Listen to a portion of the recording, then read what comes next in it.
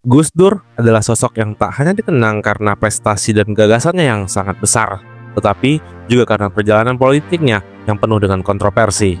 Sebagai tokoh NU yang berani mengubah tradisi, ia tidak segan mengusung pemikiran yang progresif yang sering berbenturan dengan nilai-nilai konservatif di tubuh organisasi Islam terbesar di Indonesia itu. Ketika terlibat dalam politik praktis sebagai anggota MPR, utusan Golkar di era Orde Baru, banyak yang meragukan sikap konsistennya, meskipun ia juga tidak ragu untuk mengkritik pemerintah. Hingga entah bagaimana bisa, dengan kondisi fisiknya yang sudah jauh menurun, justru ia terpilih menjadi Presiden Indonesia. Gus Dur mengejutkan banyak pihak yang meragukan kapasitasnya. Meski penuh dengan tantangan, kepemimpinan Gus Dur tetap dikenang karena keberaniannya dalam memperjuangkan pluralisme, kebebasan beragama, dan demokrasi di Indonesia. Meskipun ia harus membayarnya dengan posisi kekuasaan yang tidak bertahan lama. Dan dalam video kali ini, kami akan menyelam lebih dalam tentang alam pemikiran Gus Dur.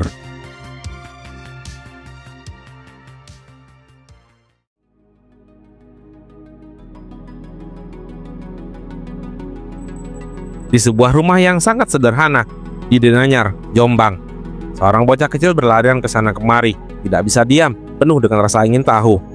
Bocah itu adalah Abdurrahman Ad-Dakil, yang kelak lebih dikenal dengan Gus Dur. Ia lahir bukan dari keluarga sembarangan. Ayahnya, Kiai Haji Wahid Hasyim, adalah seorang ulama besar sekaligus Menteri Agama pertama Republik Indonesia. Sementara kakeknya, Kiai Haji Hasyim Asy'ari, adalah pendiri Nahdlatul Ulama, dan sejak lahir, darah NU sudah mengalir deras dalam dirinya. Namun, meski berasal dari keluarga ulama, Gus Dur kecil bukanlah anak yang penurut. Dia dikenal bandel, aktif, dan sering membuat ulah. Pernah suatu kali, karena kenakalannya yang kelewat batas, ayahnya menghukumnya dengan mengikatnya di tiang bendera. Tapi, hukuman itu tidak membuatnya jera. Justru, ia semakin kreatif mencari cara untuk bersenang-senang. Masa kecilnya dihabiskan berpindah-pindah antara Jombang dan Jakarta, mengikuti tugas ayahnya. Di Jakarta, ia lebih senang menghabiskan waktu di perpustakaan umum daripada bermain seperti anak-anak lain. Ia begitu haus akan ilmu pengetahuan, hingga ibunya, Nyai Solikah, sering menegurnya agar tak terlalu banyak membaca karena khawatir matanya akan sakit. Namun, Gus Dur tidak bisa lepas dari buku. Di usia 10 tahun, ia sudah membaca novel-novel sastra barat, jauh melampaui usianya. Selain kegemarannya membaca, Gus Dur juga punya sifat yang tidak kenal takut. Pada usia 12 tahun, ia pernah 2 kali mengalami patah tulang dalam waktu yang berdekatan. Pertama, ia jatuh dari pohon saat memanjat untuk mencari tempat nyaman untuk membaca. Kedua, ia tertidur di atas dahan setelah menikmati makanannya dan terjatuh. Tangannya patah parah hingga dokter sempat khawatir ia akan kehilangan lengannya. Beruntung, tangan Gus Dur berhasil disambung kembali. Saat bersekolah di sekolah menengah ekonomi pertama, Gus Dur sering bolos. Bukan untuk bermain, melainkan untuk menghabiskan waktu di perpustakaan Jakarta. Ia merasa bahwa teman-temannya tidak bisa mengimbangi pola pikirnya, sehingga ia lebih memilih tenggelam bersama buku. Akibatnya, ia tidak naik kelas. Ibunya pun memindahkannya ke pesantren Kerapiak di Yogyakarta yang diasuh oleh Kiai Haji Ali Maksum. Namun, aturan ketat pesantren tak cocok dengan jiwa bebasnya. Ia pun meminta izin untuk tinggal di luar pesantren, dan akhirnya ia pun kos di rumah seorang tokoh Muhammadiyah, yaitu Haji Junaid, di lingkungan Kauman Yogyakarta. Meski dikenal nakal dan susah diatur, kecerdasan Gus Dur tak terbantahkan. Ia memiliki daya ingat yang luar biasa dan pemahaman yang sangat luas dalam berbagai bidang ilmu. Perjalanan hidupnya di masa kecil penuh warna, dari bocah bandel yang sering dihukum hingga menjadi seorang pembaca ulung yang selalu haus akan pengetahuan.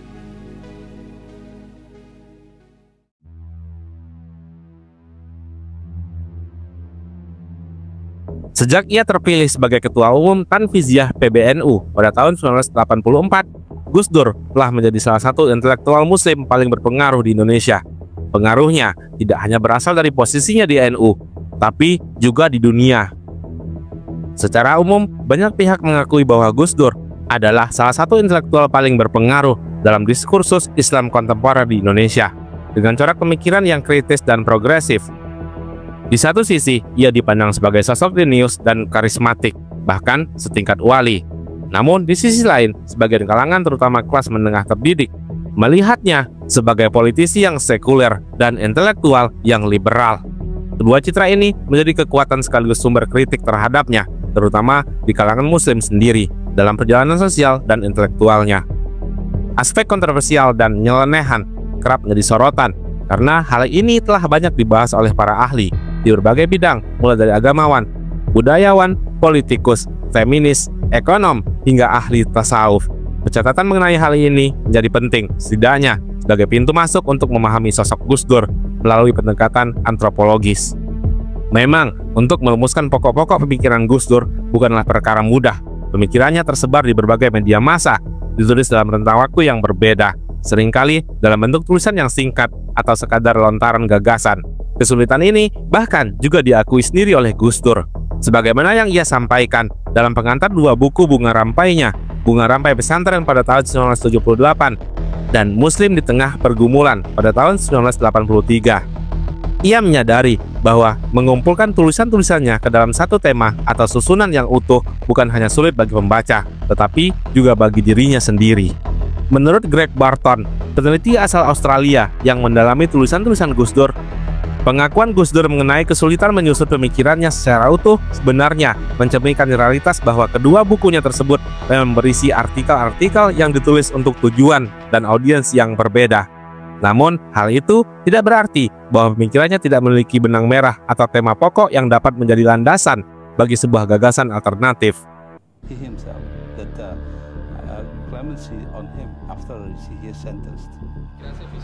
Jika lebih dari 500 tulisannya itu diklasifikasi atau direformulasi dengan baik, maka akan tampak suatu bangunan pemikiran yang cukup utuh. Oleh karena itu, seperti yang dikatakan Barton, pengakuan Gus Dur itu lebih merupakan bentuk kerendah hatiannya kepada pembaca. Buktinya, meskipun gaya penyampaiannya tampak zigzag dalam penerapan di berbagai konteks, secara makro ia tetap konsisten dalam paradigma pemikirannya. Justru gaya zigzag inilah yang sering disalahpahami dan menjadi pemicu kontroversi di ruang publik. Dari studi bibliografis yang dilakukan oleh tim Gus Dur yang dirilis dalam situs resminya, ditemukan bahwa Gus Dur telah menulis sekitar 493 karya sejak awal 1970-an hingga awal 2000-an. Hingga akhir hayatnya pada 2009, jumlah tulisannya kemungkinan telah melebihi 600. Selama lebih dari 2 dekade, karya-karya intelektualnya dapat diklasifikasikan ke dalam 8 bentuk, yaitu buku, terjemahan, kata pengantar buku, epilog, antologi, artikel, kolom, dan makalah. Gus Dur adalah seorang intelektual yang independen, atau dalam istilah Antonio Gramsci, ia adalah seorang intelektual organik yang berakar pada tradisi akademik pesantren. Gaya tulisannya cenderung reflektif, membumi, dan erat kaitannya dengan pengalaman yang nyata, selalu bermuatan transformatif. Ia tidak terlalu terikat pada referensi akademik formal atau metodologi tertentu, karena baginya substansi pemikiran jauh lebih penting daripada sekadar bentuk akademis. Ratusan tulisan ini menjadi bukti kekayaan intelektual Gus Dur yang syarat dengan gagasan kreatif dan inovasi. Lebih dari itu, karya-karyanya juga membuktikan bahwa gerakan dalam tindakannya tidak sekadar spontan atau tanpa dasar teoritis yang jelas, sehingga tidak jatuh pada oportunisme dan pragmatisme politik. Ketajamannya dalam membaca realitas dan sikap kritisnya dalam mengambil keputusan tercermin dengan jelas dalam tulisan-tulisannya. Seiring dengan konteks waktu dan kepentingan saat tulisan-tulisan tersebut dibuat, tema yang diangkat oleh Gus Dur begitu beragam dan kompleks, mencakup hampir setiap aspek kehidupan. Ia membahas berbagai hal, mulai dari persoalan fikih praktis di pesantren hingga isu-isu global mengenai rekayasa masa depan. Gaya tulisannya pun sangat bervariasi, ada yang bersifat serius dan akademis, tetapi tak jarang juga ia menulis dengan gaya yang lebih ringan dan populer. Meskipun demikian, untuk memahami pemikiran Gus Dur secara lebih luas, tulisan-tulisannya dapat disederhanakan ke dalam 7 tema utama. Gagasan-gagasan besar yang ia angkat dalam karya-karyanya, baik secara langsung maupun melalui visi gerakannya, berputar di sekitar beberapa isu fundamental. Salah satunya adalah pandangan dunia pesantren, di mana ia menyoroti peran pesantren sebagai pusat pembelajaran dan pengembangan nilai-nilai Islam. Dalam banyak tulisannya, ia juga mengembangkan konsep pribumisasi Islam, yaitu gagasan tentang bagaimana Islam dapat beradaptasi dengan budaya lokal tanpa kehilangan esensinya. Selain itu, Gus Dur juga sangat menekankan pentingnya demokrasi sebagai sistem yang paling sesuai untuk menciptakan keadilan dan kesejahteraan dalam masyarakat. Dalam konteks kekebangsaan, ia juga teguh pada keyakinan bahwa Indonesia sebagai negara berbasis Pancasila adalah bentuk final yang tidak perlu dipertentangkan dengan ajaran Islam. Sikap inklusifnya juga tercermin dalam pandangannya terhadap pluralisme agama, di mana ia melihat keberagaman sebagai suatu keniscayaan yang harus dihormati dan dijaga. Lebih jauh, pemikiran Gus Dur juga berakar pada nilai-nilai kemanusiaan yang universal. Ia meyakini bahwa perjuangan membela hak asasi manusia dan keadilan sosial harus melampaui batas agama, suku, dan bangsa. Dalam banyak tulisan dan tindakannya, ia menunjukkan komitmennya terhadap nilai-nilai itu. Di samping itu, ia juga kerap menyoroti peran dan dinamika kiai dalam kehidupan sosial, politik, dan budaya masyarakat Indonesia. Bagi Gus Dur, kiai bukan hanya sosok pemimpin spiritual, tetapi juga bagian dari struktur sosial yang memiliki pengaruh besar dalam perjalanan bangsa. Dengan pemikiran yang begitu luas dan mendalam, Gus Dur tidak hanya menulis sebagai seorang intelektual, tetapi juga sebagai seorang pemimpin yang ingin mengubah realitas sosial ke arah yang lebih baik. Tulisan-tulisannya bukan sekadar refleksi pemikiran, melainkan juga cerminan dari visi perjuangannya. Tema-tema utama dalam pemikiran Gus Dur mencerminkan luasnya wawasan dan besarnya perhatian beliau terhadap isu-isu kontemporer yang menjadi perbincangan global di abad ke-20, seperti demokrasi, HAM, lingkungan hidup, dan gender. Isu-isu inilah yang tampaknya menjadi landasan bagi seluruh gerakannya, baik dalam ranah keagamaan, politik, kebudayaan, maupun ekonomi. Dalam banyak tulisannya juga, Gus Dur selalu menelaah isu-isu tersebut melalui perspektif keagamaan, khususnya Islam, dengan latar belakang intelektual dan kebudayaan pesantren yang kaya. Hal ini tidak terlepas dari lingkungan pesantren yang menjadi tempatnya belajar dan membentuk karakter keberagamannya. Pesantren tidak hanya membekalinya dengan ilmu keislaman, tetapi juga mengajarkannya bagaimana Islam dapat berdialog dengan budaya lokal tanpa kehilangan esensinya. Tentu saja ada perbedaan namanya orang, tapi tidak. Namun, pengalaman intelektual Gus Dur tidak berhenti di pesantren saja. Perjalanannya ke Timur Tengah dan Barat membuka wawasannya terhadap berbagai isu global yang berkembang di dunia. Dari sini, ia semakin terdorong untuk berpikir secara kosmopolit dan progresif, mengaitkan nilai-nilai Islam dengan persoalan kemanusiaan universal. Kombinasi antara kedalaman pemahaman pesantren dan pengalaman global inilah yang menjadikan pemikirannya begitu khas, mengakar kuat dalam tradisi Islam, tetapi tetap terbuka terhadap perubahan dan perkembangan zaman. Secara kultural, Gus Dur melintasi dan menyerap 3 lapisan budaya yang berbeda. Pertama, dunia pesantren yang syarat dengan nilai-nilai yang hierarkis, etika yang formal, serta apresiasi tinggi terhadap budaya lokal. Kedua, budaya Timur Tengah yang dikenal lebih terbuka dalam wacana keagamaan, tetapi juga memiliki kecenderungan keras dalam praktik sosial dan politiknya. Ketiga, budaya Barat yang rasional, liberal, dan sekuler. Ketiga lapisan budaya ini tampaknya berkelindan dalam satu diri Gus Dur, menciptakan sinergi yang khas dalam pola pikir dan tindakannya.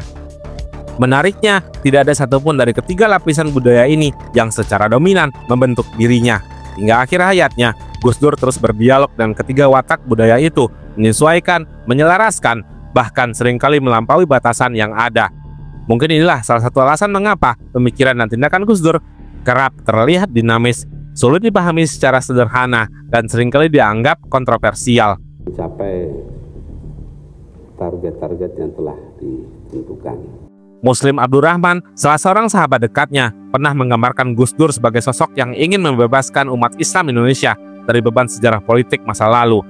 Ia berupaya mengajak umat agar mampu menghadapi tantangan zaman dengan menjawab persoalan-persoalan yang mendesak, seperti kemajemukan dalam kehidupan berbangsa dan bernegara, demokratisasi, serta keadilan sosial.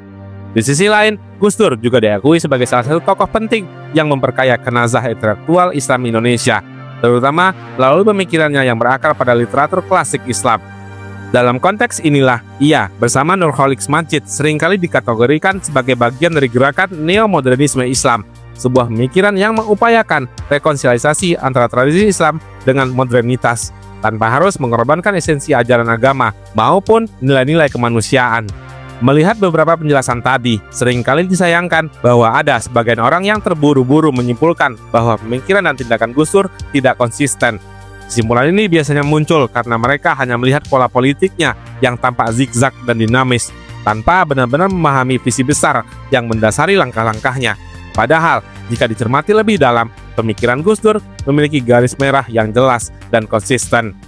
Ketidakkonsistenan yang kerap disematkan padanya sebenarnya lebih merupakan bentuk strategi dan keluasan dalam menghadapi realitas sosial dan politik yang terus berubah. Sayangnya, banyak orang yang kurang intens membaca tulisan-tulisannya dan gagal menangkap narasi besar yang ia bangun. Jika mereka lebih teliti dalam menelaah karya-karyanya, maka pola pemikiran Gus Dur akan tampak lebih jelas sebuah pemikiran yang progresif, kritis, dan transformatif. Meski dalam implementasinya seringkali terlihat tidak linier atau melawan arus. Konsistensi pemikirannya juga dapat dilihat dari keterkaitan antara satu tulisan dengan tulisan lainnya. Dalam perjalanan intelektualnya, ada benang merah yang menghubungkan berbagai gagasan yang ia tuangkan selama bertahun-tahun. Jika dilihat dari jumlah tulisannya, produktivitas Gus Dur terus meningkat dari dekade ke dekade. Pada era 1970-an, ia telah menghasilkan 37 tulisan, yang kemudian melonjak menjadi 189 tulisan di tahun 1980-an, dan semakin produktif pada dekade 1990-an dengan 253 tulisan.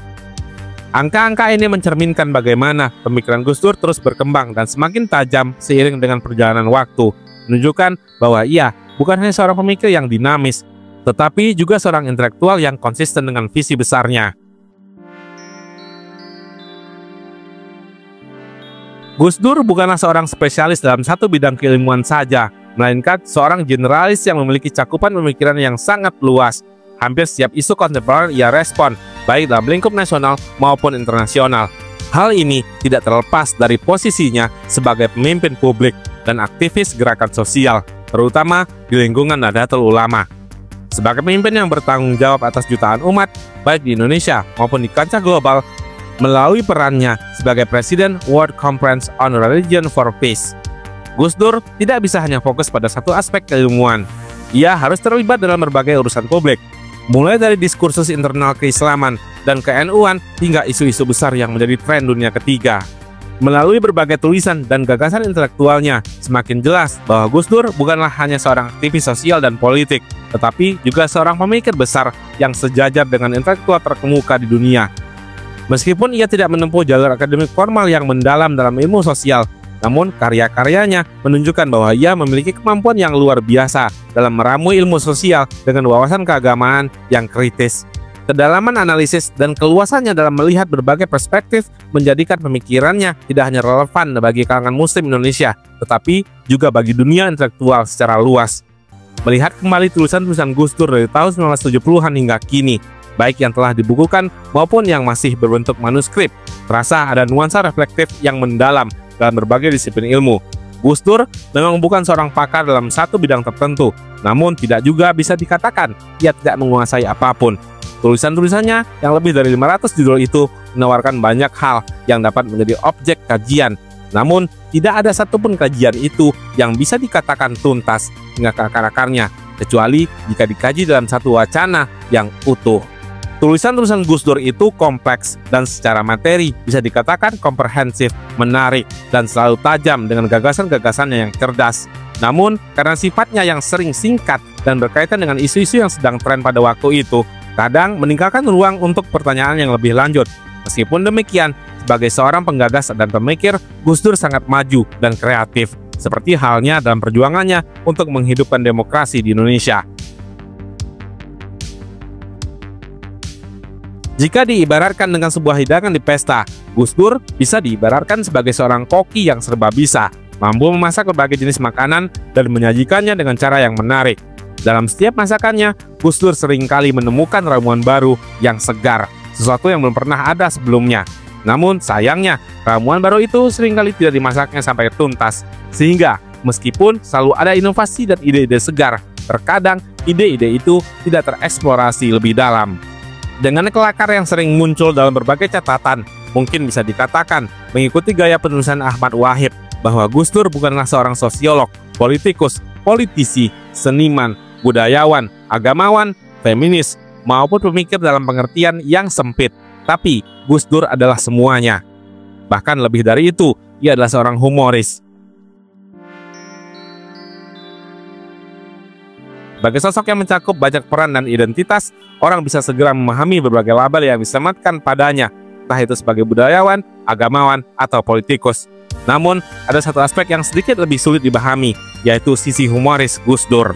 Dalam tulisan di kolomnya yang berjudul Melawan Melalui Lelucon yang dimuat di Tempo tahun 1981, Gus Dur menjelaskan dengan cara yang ringan namun tajam tentang peran humor dalam perjuangan. Ia menyatakan bahwa meskipun lelucon dan bentuk humor lainnya tidak bisa mengubah keadaan dengan kekuatan mereka sendiri, Sama seperti ideologi besar yang tidak bisa berdiri sendiri tanpa tindakan nyata. Humor yang kreatif dan kritis tetap memiliki tempat yang penting dalam tradisi perlawanan kultural suatu bangsa. Gus Dur berpendapat bahwa humor yang segar dan cerdas bisa menjadi alat yang ampuh untuk menghadapi kenyataan yang pahit, yang jika dibiarkan bisa merusak keseimbangan mental masyarakat. Dalam jangka panjang, menurutnya, derita dan kepahitan bisa ditundukkan oleh kesegaran humor yang mampu mengingatkan masyarakat akan sisi manusiawi dan keseimbangan hidup.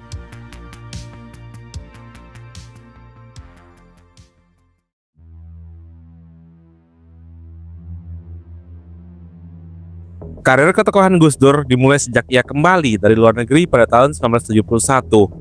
Setelah pulang, Gus Dur sering berpergian antara Jombang dan Jakarta, yang saat itu ia bekerja di kantor Lembaga Pengkajian Pengetahuan Pendidikan dan Ekonomi di Jakarta, sebuah lembaga yang menjadi tempat penting bagi pengembangan pemikirannya. Di sana, Gus Dur banyak memberikan pemahaman tentang dunia pesantren dan Islam tradisional, serta berbagi wawasan tentang bagaimana mengembangkan masyarakat secara praktis dan kritis. Pada periode antara tahun 1970-an hingga 1980-an, Gus Dur semakin dikenal sebagai penulis kolom dan jurnal di berbagai surat kabar dalam negeri. Selain menulis, ia juga aktif mengajar di berbagai pondok pesantren, memperdalam pengaruhnya di kalangan dunia pesantren, dan memperluas cakupan pemikirannya. Di tahun 1977, Gus Dur sempat menjadi dosen dan dekan Fakultas Usuluddin di Universitas Hasyim Asy'ari di Jombang, di mana ia juga dikenal sebagai pembicara yang populer. Kepiawaiannya dalam berbicara menjadikannya sering tampil sebagai pemakalah di berbagai seminar. Selain itu, Gus Dur juga memiliki jadwal rutin untuk memberikan ceramah keagamaan kepada sekelompok mahasiswa di Jombang, semakin memperkuat pengaruhnya dalam dunia akademik dan keagamaan. Gus Dur mulai menjabat sebagai Ketua PBNU pada tahun 1984, menggantikan Idham Khalid, ketua sebelumnya, pada Muktamar NU ke-27 di Situbondo. Gus Dur terpilih secara aklamasi untuk memimpin organisasi ini. Ketika Gus Dur mengambil alih kepemimpinan, ia berhasil membawa citra baru bagi NU yang sebelumnya dikenal sebagai organisasi Islam yang tradisional dan konservatif. Gus Dur dipandang mampu membawa pemikiran yang lebih terbuka dan progresif, bahkan menarik anggota muda NU untuk berpikir lebih liberal. Namun, pendekatan liberalnya seringkali menuai kontroversi. Kiprah Gus Dur sebagai Ketua PBNU juga mengangkat namanya di kancah nasional. Meskipun hubungan NU dengan pemerintah Orde Baru berjalan cukup harmonis pada awalnya, Gus Dur tak segan mengkritik kebijakan-kebijakan pemerintah. Kritik-kritik itu kadang memicu reaksi keras dari Presiden Soeharto. Pada tahun 1994 misalnya, Soeharto berusaha menggagalkan Gus Dur untuk terpilih kembali sebagai Ketua PBNU. Namun, di sisi lain, Gus Dur juga mendukung kebijakan pemerintah dalam beberapa hal yang membuatnya dianggap tidak konsisten atau pelin-pelan oleh sebagian kalangan. Selama 15 tahun memimpin NU, Gus Dur semakin dikenal luas baik di kalangan umat Islam Indonesia maupun di luar komunitas NU. Meskipun sering menuai kontroversi, ketokohannya tidak bisa diabaikan. Bahkan pada titik tertentu, Gus Dur dianggap sebagai ancaman bagi politik Orde Baru. Namun, Soeharto kemudian merangkulnya, menjadikannya sebagai indoktrinasi resmi Pancasila melalui program Manggala Nasional. Dalam konteks ini, Gus Dur dipandang sebagai tokoh yang tepat oleh pemerintah untuk memperkuat posisi Pancasila sebagai ideologi negara di hadapan komunitas Islam Indonesia. Pada tahun 1987, ia diangkat menjadi anggota MPR yang mewakili Partai Golkar. Terpilihnya Gus Dur sebagai utusan Golkar di parlemen pada waktu itu menunjukkan kedekatannya dengan pemerintah Orde Baru yang dipimpin oleh Presiden Soeharto.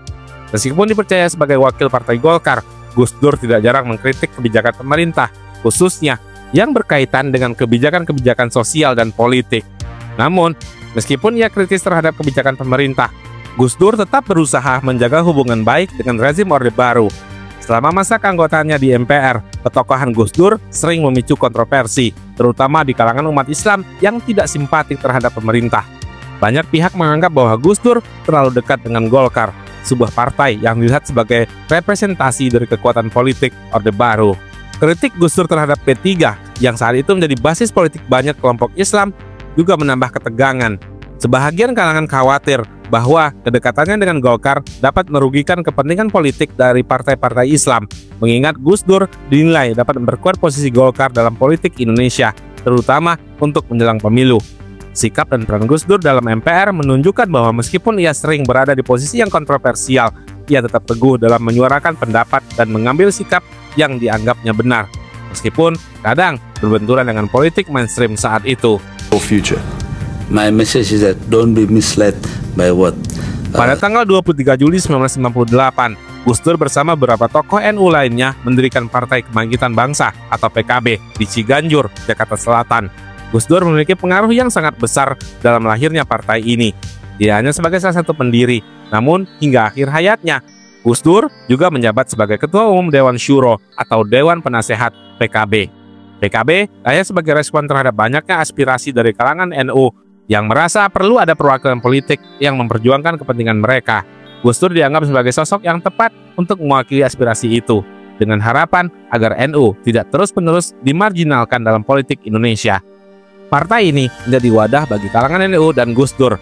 Dengan karismanya, berhasil membawa PKB untuk berkompetisi secara demokratis pada pemilu 1999.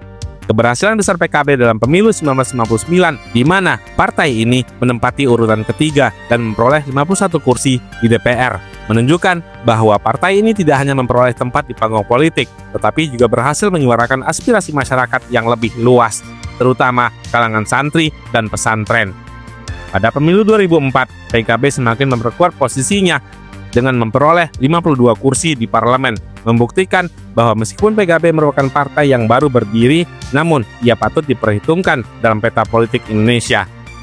Meskipun partai ini menghadapi konflik internal pada masa-masa berikutnya, pengaruh Gus Dur tetap terasa sangat kuat.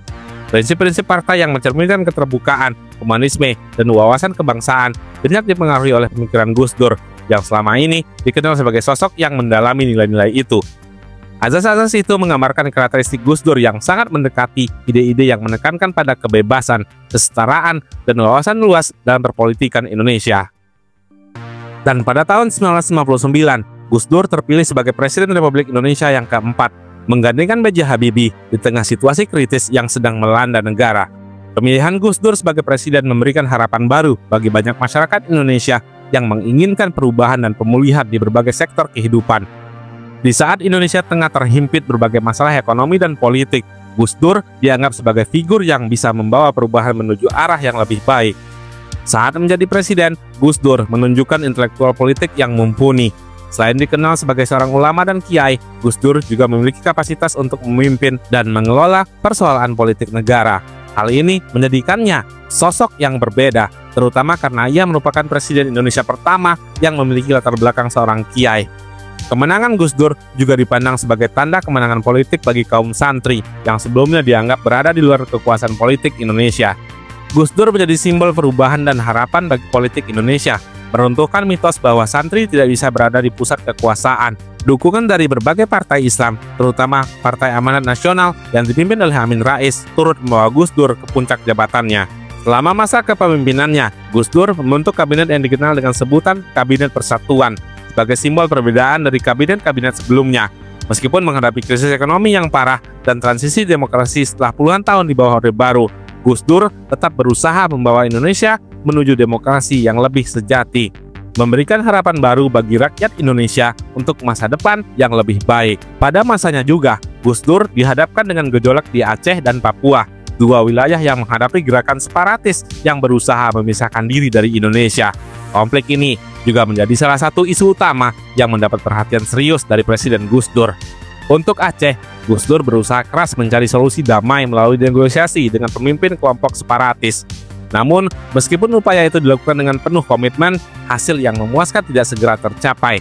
Sebaliknya, untuk Papua, Gus Dur dianggap berhasil meredam ketegangan yang ada, meskipun situasi di Papua masih cukup tegang.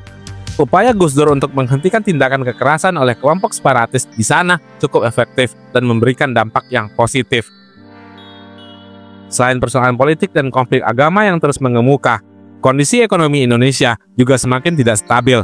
Berbagai masalah itu akhirnya membuat Gus Dur mengundurkan diri dari jabatan presiden pada tanggal 23 Juli 2001, meskipun ia tidak menyelesaikan masa kepemimpinannya selama 5 tahun. Keputusan itu datang setelah serangkaian persoalan bangsa yang sangat kompleks yang membuatnya kesulitan untuk mempertahankan stabilitas politik dan ekonomi.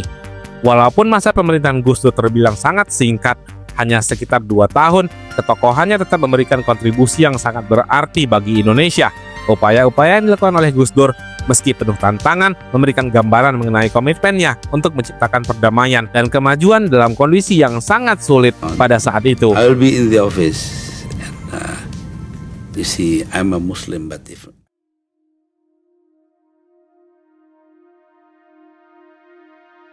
Pada 23 Juli 2001, Gus Dur dimakzulkan melalui sidang istimewa yang diselenggarakan oleh MPR RI. Gus Dur hanya menjabat sebagai presiden selama 21 bulan, sejak 20 Oktober 1959.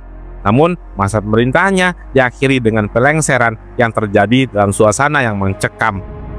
Momen itu penuh dengan ketegangan, dengan banyaknya rakyat yang mendukung Gus Dur berkumpul di Istana Kepresidenan Jakarta. Sementara militer tampak bersiliweran di sekitarnya. Tidak hanya mencekam, momen itu juga diwarnai dengan suasana haru. Karena Gus Dur yang dikenal dengan kepribadian yang tenang, yang penuh humor, tak kuasa menahan air matanya saat mengetahui keputusan itu. Pelengserannya menjadi salah satu momen dramatis dalam sejarah Indonesia yang mencerminkan betapa sulitnya kondisi politik saat itu. Pada 20 Oktober 1999, ruang sidang MPR riuh saat rapat paripurna menentukan siapa yang akan menjadi Presiden Republik Indonesia. Tidak banyak yang memperkirakan Gus Dur yang saat itu memiliki kondisi fisik yang sangat lemah akan terpilih. Sebelum rapat, MPR yang dipimpin oleh Amin Rais menolak laporan pertanggungjawaban Presiden B.J. Habibie yang akhirnya mengundurkan diri. Hal ini membuka peluang bagi Gus Dur dari Partai Kebangkitan Bangsa dan Megawati Soekarno Putri dari PDI Perjuangan untuk maju. Meskipun banyak yang memprediksi Megawati akan menang, Gus Dur mengejutkan banyak pihak dengan meraih 373 suara, unggul 60 suara dari Megawati. Menangan Gus Dur ini juga tak lepas dari dukungan yang diberikan oleh Amin Rais, yang pada saat itu baru terpilih sebagai Ketua MPR. Amin mengatakan bahwa Gus Dur adalah satu-satunya harapan untuk mempersatukan rakyat Indonesia, baik Muslim, non-Muslim, dan kelompok lainnya. Ternyata dukungan tersebut terbukti dan Gus Dur terpilih sebagai presiden, sementara Megawati menjadi wakilnya. Pada bulan ke-21 kepemimpinan Gus Dur, kursi kekuasaannya digoyang oleh sejumlah isu kontroversial. Salah satunya adalah tudingan dari Panitia Khusus atau Pansus Dewan Perwakilan Rakyat Republik Indonesia terkait dugaan penyalahgunaan dana sebesar 4 juta dolar Amerika Serikat yang diduga berasal dari Yayasan Dana Kesejahteraan Karyawan Badan Urusan Logistik atau Bulog. Isu ini semakin memanas dan menambah ketegangan politik. Pada 22 Juli 2001, sebelum sidang istimewa yang dijadwalkan pada 23 Juli, Gus Dur mengadakan pertemuan dengan Wakil Sekretaris Jenderal Pengurus Besar Nahdlatul Ulama, Mas Duki Baitlawi, dan 7 ulama sepuh di Istana Negara. Dalam pertemuan itu, Gus Dur terlihat sangat emosional, tidak mampu menahan air matanya. Ia mengungkapkan perasaan menyesal karena merasa tidak cukup terbuka dengan para ulama tentang situasi politik yang dihadapinya. Tangis Gus Dur bukan karena lemah menghadapi tekanan politik, tetapi karena memikirkan para ulama dan pendukung setianya yang selama ini memberi dukungan kuat kepadanya. Pada malam menjelang 23 Juli 2001, Gus Dur mengeluarkan dekret presiden yang berisi 3 poin utama, yaitu pembekuan DPR dan MPR, pengembalian kedaulatan ke tangan rakyat, dan pembekuan Golkar. Langkah ini justru memicu kemarahan di kalangan parlemen, dan dekret tersebut tidak mendapatkan dukungan. Akhirnya, dalam sidang istimewa MPR yang dipimpin oleh Amin Rais pada 23 Juli 2001, Gus Dur secara resmi dimakzulkan. MPR menarik mandat yang diberikan kepada Gus Dur dan menetapkan Megawati Soekarno Putri sebagai pengganti presiden. Jelang pelengseran itu, Gus Dur mendapatkan banyak simpati dari para pendukungnya.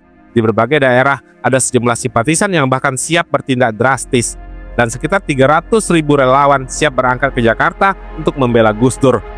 Meskipun demikian, Gus Dur menahan masa-masa itu. Ia tidak ingin terjadi kerusuhan atau pertumpahan darah di antara anak bangsa. Pada malam sebelum pelengserannya, Gus Dur meminta putrinya, Alisa Wahid, untuk membawa istrinya, Sinta Nuriyah, dan adik-adiknya pulang ke rumah mereka di Ciganjur, Jakarta Selatan. Gus Dur merasa tidak bisa tenang jika keluarganya tetap berada di istana, apalagi cucunya yang baru berusia 40 hari. Namun, Alisa enggan pergi.